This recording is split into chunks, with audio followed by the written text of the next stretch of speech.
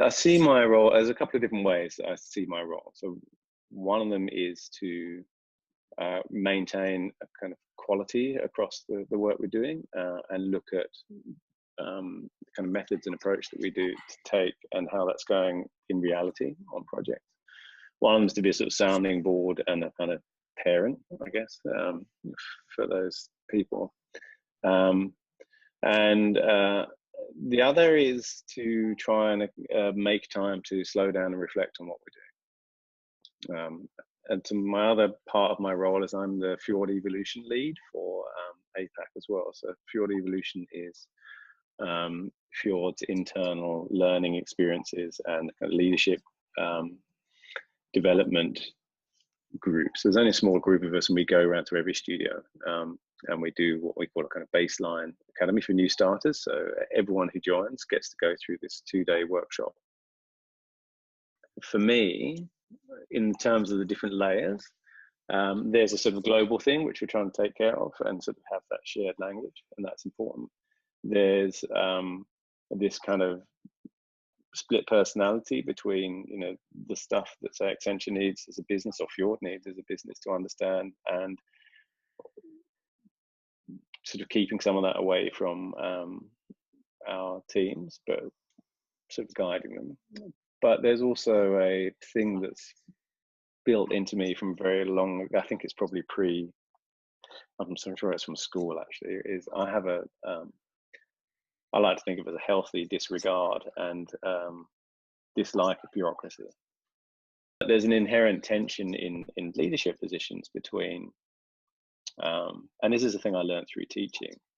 So if you're teaching a group of people, they have to feel, it's a bit like riding a horse. They have to feel confident that the person standing at the front is confident in what they're doing. If you've ever been in a kind of situation where someone's teaching and it feels like they don't know what they're doing, I mean, remember it from school, right? The teacher who was a little bit kind of nervous and would lose control immediately and just be chaos. In a sort of adult teaching environment, it's you know, just doesn't inspire the sort of confidence and you know, sort of engagement, I think, and you know, people just switch off. And I think I really learned, I think there's a similar thing in kind of mentoring teams, as they in sort of leadership, they really have to feel like you know what you're doing, and sometimes just someone needs to make a decision. It doesn't kind of even matter what the decision is, just someone needs to make a decision and be kind of decisive about that. So I think the shift that's going on in education, that's also probably going on in management, certainly going on in design, is in education it's called you might have heard this term of the shift from the sage on the stage to the guide by the side. And it's true of design, and I think a lot of leadership too, where it's actually more about facilitating than it is about telling people. I think the mistake about leadership is often it's understood to be, I tell you what to do. There's a thing that goes on that I really experience with leadership, and I experienced it at Animal Logic actually, where I was moving into a sort of a leadership role. So I was the interactive director there, and you lose your, you start letting go of your craft skills, and you're just learning sort of leadership skills. So there's a kind of dip in the middle for a leader where you're sort of rubbish at both, and it's quite challenging to the sort of existentially and to the ego. I think the sort of fundamental thing, though, is it's kind of sort of designly, but it's also very normal. It's just to remember these are humans and human beings, and to try and reconnect people on that level is a really important thing. It's quite easy on a project or when you've got different roles to end up in a situation where you sort of start dehumanizing each other, and not because it's kind of work and not, you know, social life, not actually taking seriously and recognizing the emotional and psychological things that are going on in the room. And there's this look, which I used to see in my students, I sometimes see it in my in the teams here, where everyone is sort of slightly hunched over and sitting in front of walls of post-it notes, and they're just stuck, right? They just don't know where they're going. And there's this kind of desire to what's the right way to kind of synthesize this? What's the right method? What should we be doing? And actually, the real answer to that isn't, you know, method X. The real answer is just something. Just do anything. And with writing, you just keep writing, or you start cutting stuff. But I think it's what's going on a human level is this kind of half-formed kind of fermenting stuff in people's heads, and it can make people really anxious. And if they externalize that and onto other people in the team, or sometimes with the client, it can get really destructive really quickly. So I think that thing of kind of naming it and recognizing that we're at this point in time. Like internally, it's easier because you can say to a design team, look, we're at this kind of ambiguous state. We're in the soup of things. We're going to come out through the other side. We know we will. We always do. Let's just get started. If we find that this way of sorting the data is wrong, then we'll choose another way. My wife's a psychoanalyst. She's a psychotherapist. Rather. She's a Jungian analyst, and both of us have done analysis for many, many years. And it's a thing that I think that I think the world would be a better place if everyone did it. I think Donald Trump could certainly do it.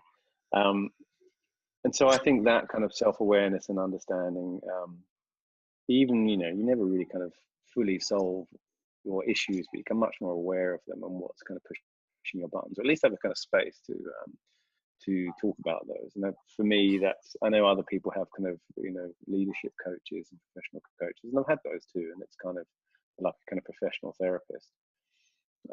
It depends who those people are, right? Sometimes they're quite good. Sometimes it's a little bit like, yeah, but you're not actually kind of engaging with the emotional part of what I'm dealing with. And that's what drives us all. But I guess the thing I do most of professionally is I just walk around and speak to people. I spend quite a lot of time. Sometimes I have this real guilt trip at the end of the day where I think, well, all I've really done is kind of wandered around and chatted to people today. But I think that's quite an important part of the getting the temperature of kind of how things are going, but also having that kind of contact and demonstrating the fact that you're engaged. And I am genuinely engaged. It's not just like I'm walking around cruising the floor for the sake of it. I'm just kind of curious about what people do. So I think one of the things for sort of aspiring design leaders, sort of know thyself is a really important thing. I think you have to really spend a lot of time understanding yourself as a human being and understanding how that sort of manifests in your sort of behavior and what you do. And because I think all of that helps give you the radar for seeing what's going on in other people. There's a thing I learned from teaching, but also sort of has been useful in parenting, which is knowing when does this person need you to kind of step in and actually do something for them. Most of the time it's not that often.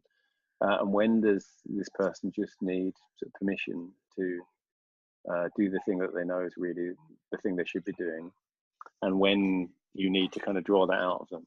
So sometimes people don't really kind of know what it is that they should be doing. They sort of do, but it's locked sort of deep inside of them. And so you have to kind of have a conversation that draws that out.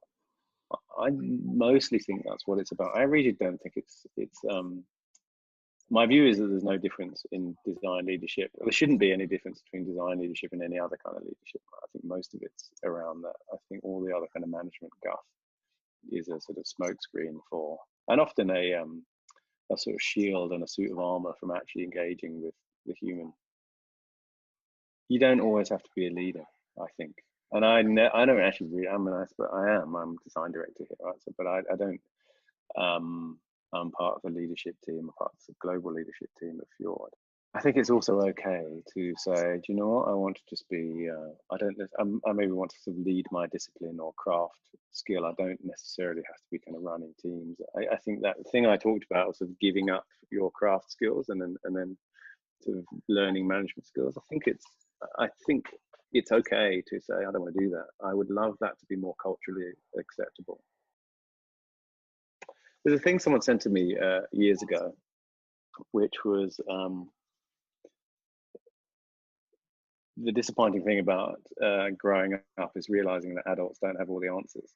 And I think there's a sort of a parallel with that with leadership, that you kind of think everyone at the top knows what they're doing, and everyone's actually just making it up as they go along.